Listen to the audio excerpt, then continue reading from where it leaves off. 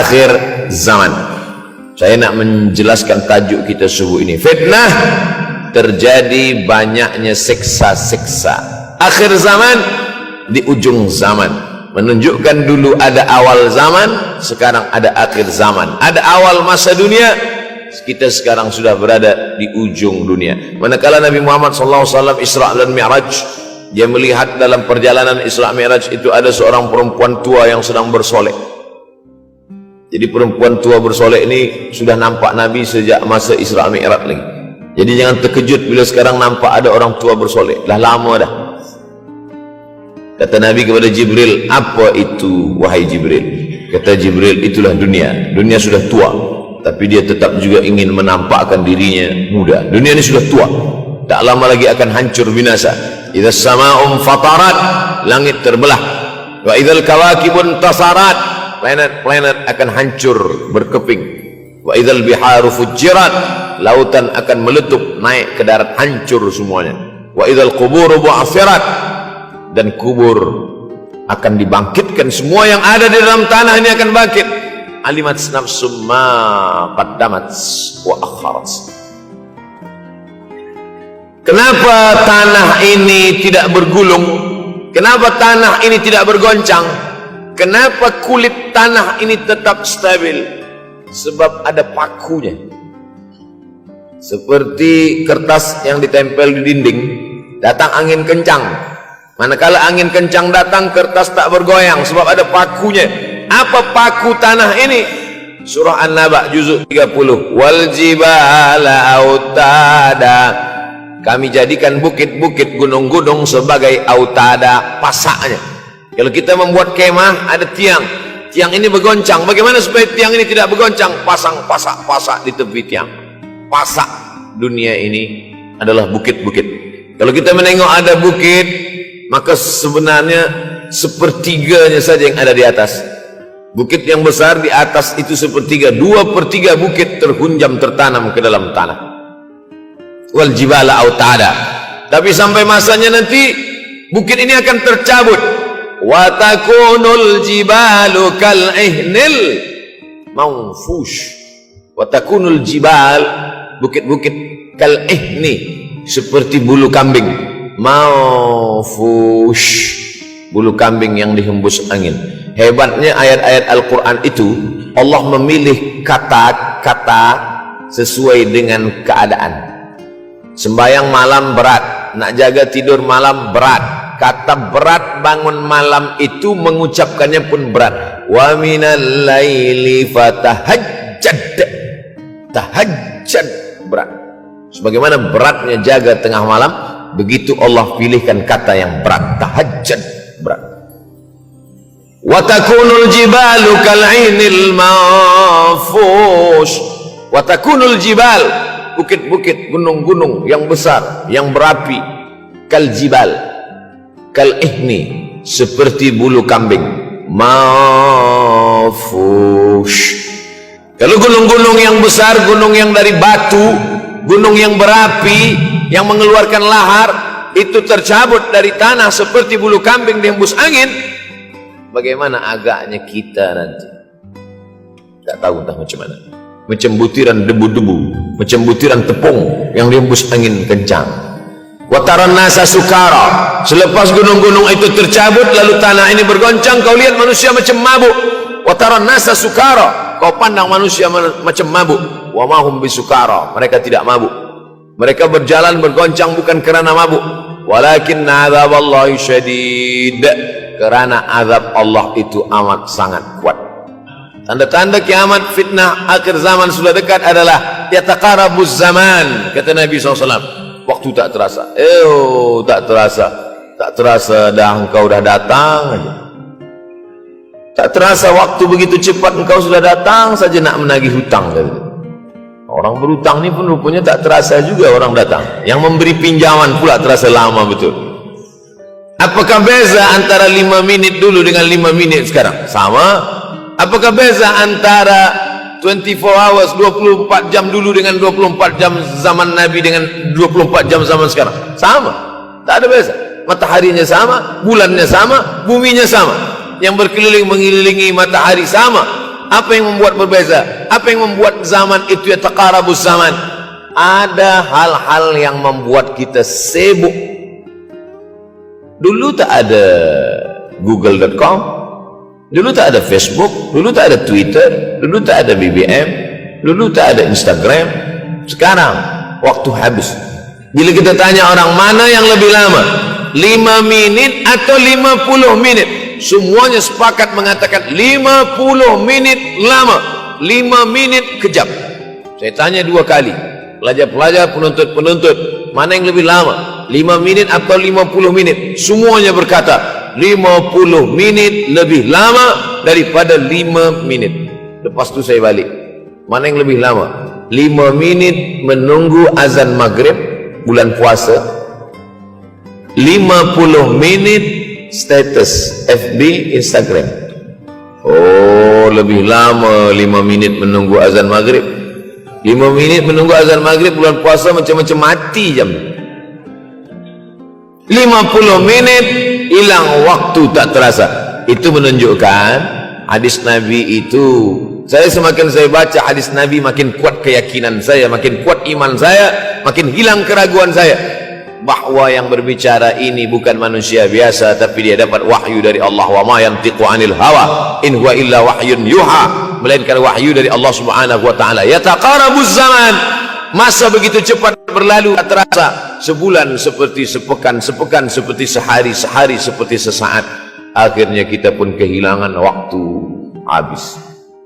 Saya Ustaz Abdul Samad, memang zaman ini tak terasa cepat betul. Rasa-rasa kejap-kejap dah bulan Ramadan, tak terasa baru saja Idul Fitri dah masuk pula lagi. Masya Allah, begitu cepatnya masa berlalu. Maka jangan sampai kita, saya semakin saya baca hadis ini, semakin kuat keyakinan saya bahwa Nabi Muhammad sallallahu alaihi wasallam mendapat wahyu dari Allah Subhanahu wa taala. Semakin kuat keyakinan dan keimanan. Kenapa? Seandainya Nabi berkata zaman nanti di akhir zaman itu semakin cepat, semakin dekat, semakin berlalu tak terasa, tapi kemudian zaman yang kita lalui tak sama seperti yang dikatakan Nabi. Mungkin datang juga keraguan dalam hati, betulkah ini? Tapi ternyata 1441 tahun lampau, 1440 tahun yang lalu Nabi mengatakan, dan hari ini terbukti zaman begitu cepat berlalu.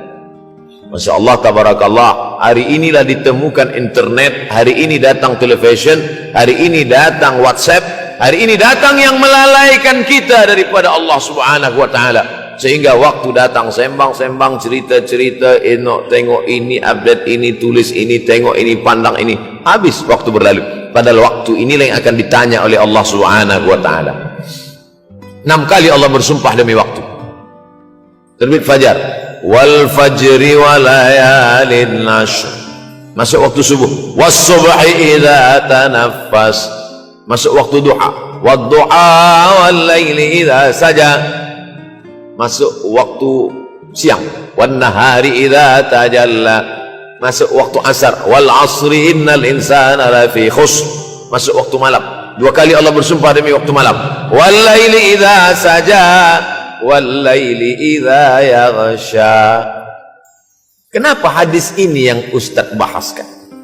Kami nak mendengar hadis tentang Dajjal dah lahir atau belum? Dajjal dah hadir. Mana bukti Dajjal dah hadir? Kurma bisan tidak lagi berbuah. Bila kurma bisan tidak berbuah, Dajjal dah nak datang. Kurma bisan sekarang sudah berkurang, tak berbuah. Lalu kemudian apa lagi? Ain Zuhar, mata air dari Ain Zuhar sudah kering, sudah kering. Oleh sebab itu, tapi manakala dulu datang Habib Umar bin Hafiz,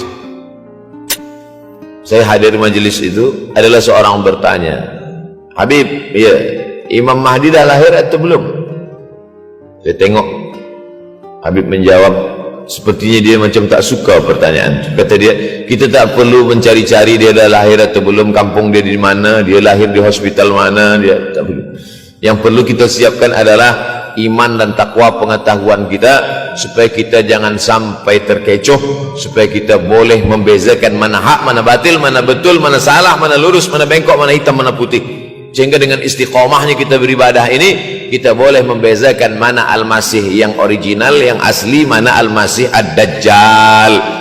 Makanya tadi sebelum salam kita berkata, Allahumma inni a'udzubika min adzabi jahannam wa min adzabil qabri wa min fitnatil mahya wal mamat wa min syarri fitnatil masihid dajjal. Membaca, menghafaz 10 ayat di awal surah Al-Kahfi. Siapa yang menghafaz 10 awal ayat, hadis lain mengatakan 10 akhir, 10 awal 10 akhir, elok dua-duanya. Tapi Masya Allah, tabarakallah, anak-anak kita yang pakai jubah, pakai sorban putih ini, daripada tahfiz Quran, mereka tidak hanya menghafaz 10 awal 10 ujung, dari awal sampai ujung dia hafaz 30 juzuk dia hafaz. Mudah-mudahan anak-anak kita penghafaz Al-Quran. Allahumma ja'al abna'ana wa banatina min huffazil Quran wal hafizat. Jadikan anak-anak kami menjadi para penghafaz Al-Quran ya Allah, supaya selamat dia daripada fitnah Al-Masih Ad-Dajjal. Tapi saya pilihkan hadis tentang yang 5 ini. Dengan 5 ini kalau kita amalkan, insya Allah Allah akan selamatkan kita dari fitnah akhir zaman ini. Yang pertama, manfaatkan waktu, kerana waktu di akhir zaman ini yataqarabus zaman, kerana waktu semakin dekat tak terasa hilang berlalu. Maka isilah waktu ini dengan ibadah. Jangan sampai ada waktu yang kosong. Duduk sejenak kosong berselawat, Allahumma salli ala sayyidina Muhammad wa ala ali sayyidina Muhammad, Allahumma salli ala sayyidina Muhammad wa ala ali sayyidina Muhammad. Sempat-sempatkan ambil wudhu, solat duha walau 2 rakaat. Sempat-sempatkan sebelum tidur malam solat witir 3 rakaat, supaya tidur kita sentiasa dalam wudhu dan kita sempat solat witir. Andai mati kita malam itu, insya Allah mati dalam keadaan husnul khatimah. Kerana akhir zaman ini godaan begitu besar. Dulu orang tengah malam tahajud, jam 2 malam, jam 3 malam dia bangun, kerana dia membaca hadis sab'atun yudhilluhumullah, ada 7 golongan yang mendapatkan naungan Allah, yauma la dhilla illa dhilluh, hari itu tak ada naungan kecuali naungan Allah. Rajulun, ada seseorang, zakarallah, dia berzikir mengingat Allah khalian di tengah malam, tak ada manusia, fafadat ainahu, menetes air mata. Maka yang pertama ini, jangan sampai kita kehilangan waktu, kerana waktu, al-waktu kasaif, waktu ini seperti pedang, illam taqta'hu qata'aka, kalau tidak kau patahkan dia. Kalau kau dapat pedang, patahkan, sebab kalau tidak kau patahkan, dia yang akan memotong engkau, mematahkan tulang-tulang engkau. Waktu ini kalau tidak kita manfaatkan, kita akan ditanya tentang waktu, kemana saja waktu yang sudah kau pakai, apa yang dapat kita bawa menghadap Allah SWT. Yang pertama, yataqarabus zaman. Yang kedua adalah wa yanqusul ilmu semakin berkurang. Kalau sudah ilmu berkurang, apa yang bertambah? Jahil. Kalau ilmu bertambah, jahil berkurang. Kalau ilmu berkurang, jahil bertambah. Mana ada orang jahil cakapnya didengar orang. Saya dulu awal-awal membaca hadis ini, wa yanqusul ilmu berkurang, jahil bertambah. Rasanya tak mungkin, tak logik, tak masuk akal. Mana ada orang tak berilmu cakap dia didengar. Sekarang baru saya faham. Dulu orang tak berilmu ditinggalkan orang. Sekarang orang tak berilmu, asal dia pandai berbicara, dia akan didengar orang. Bahkan orang jahil pula punya channel. Apa namanya? Jahil.com. Orang jahil punya channel. Banyak pula follower dia daripada follower kita. Banyak pula viewer dia daripada viewer kita. Sebab apa? Sebab yang menyaksikan tiada berilmu, yang berbicara tiada ilmu. Oleh sebab itu maka kita galakkan menuntut ilmu. Innallaha la yantazi'ul ilma intiza'an. Innallaha la yanzi'ul ilma intiza'an. Allah kalau mencabut ilmu, bukan macam mencabut pokok kayu dari tanah. La yantazi'ul ilma intiza'an. Allah tidak mencabut ilmu macam mencabut pokok kayu dari tanah hingga ke akarnya, tidak. Lalu bagaimana ilmu ini dicabut? Biqabdil ulama.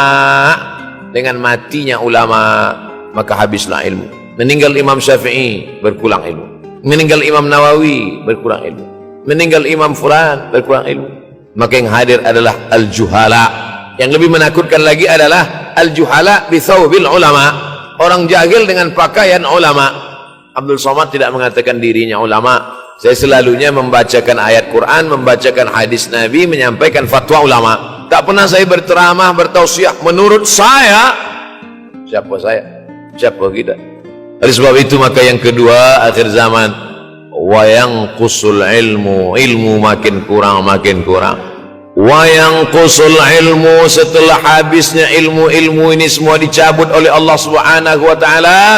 Lalu kemudian setelah ilmu dicabut Allah Subhanahu wa taala, wa yulqas syuh, wa may yuqashuh, sin dengan hak kecil, wa may yuqashuh nafsihi fa ulaika humul muflihun.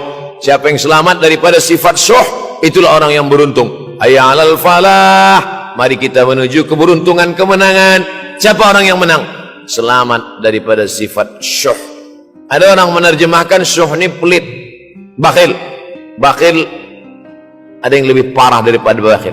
Syuh, bakhil ini, bakhil tidak ingin memberikan uangnya untuk orang lain. Itu bakhil. Dia ada uang 10 ringgit, uang itu hanya dia makan saja, dia tak mau walaupun setengah sen kepada orang lain. Itu namanya bakhil. Kalau syuh ini, duit dia simpan, duit orang pula dia makan. Nah, itu syuh. Jadi lebih parah lagi. Oleh sebab itu kalau sudah ilmu ini dicabut, orang menjadi jahil, maka datang penyakit syuh yang ketiga. Apa itu syuh? Hubbud dunya, hubbul mal, wa tuhibbul mala hubban jamma. Engkau sayang kepada harta amat sangat sayang. Dia pegang semuanya sampai tak meleleh, tak menetes walaupun satu tetes. Akhirnya mereka inilah pendusta-pendusta agama. Ara'aital ladzi yukadzibu biddin, tahukah kamu siapa itu yang mendustakan agama? Fadzalikal ladzi yad'ul yatim, mereka itu yang membiarkan anak yatim. Wala yahuddu ala ta'amil miskin, dia tidak mempedulikan makanan orang miskin. Sebab apa?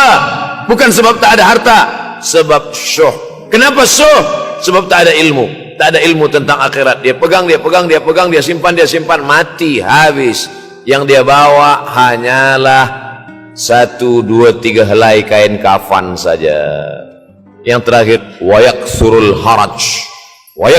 haraj, banyak terjadi haraj, kata Nabi.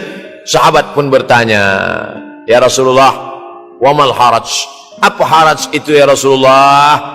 Kata Nabi SAW, al-haraj al-qatlu, nanti di akhir zaman itu akan banyak pembunuhan. Dulu pun banyak juga pembunuhan, tapi tak banyak sekarang. Pembunuhan di Palestin sampai sekarang tak berakhir. Pembunuhan Rohingya tak berakhir. Pembunuhan di Uyghur, pembunuhan. Dulu imam-imam masjid, imam salat tarawih dulu di Masjidil Arab, Allahumma ansuril Islam wal muslimina fi Palestin. Dulu satu aja. Selepas itu bertambah, Allahumma ansuril Islam wal muslimina fi Palestin wa Suriah. Selepas itu bertambah lagi, Allahumma ansuril Islam wal muslimina fi Palestin wa Suriah wal Yaman. Selepas itu bertambah wa Uyghur wa, akhirnya wa fi kulli makan. Semakin bertambah. Oleh sebab itu maka ini di antara fitnah akhir zaman. Man lam yahtam bi amril muslimin falaysa minhum. Selepas kita kaji hadis ini, apa tujuan kita? Tujuan kita semakin menguatkan keyakinan, banyak-banyak beribadah, nasihatkan anak, menantu, sahabat, jiran, tetangga supaya semakin istiqamah menjalankan syariat, rajin-rajin sholat berjamaah, banyak-banyak berzikir, hatamkan Al-Quran, banyak-banyak berinfak, banyak-banyak bersedekah. Andai mati kita, insya Allah mati dalam keadaan husnul khatimah.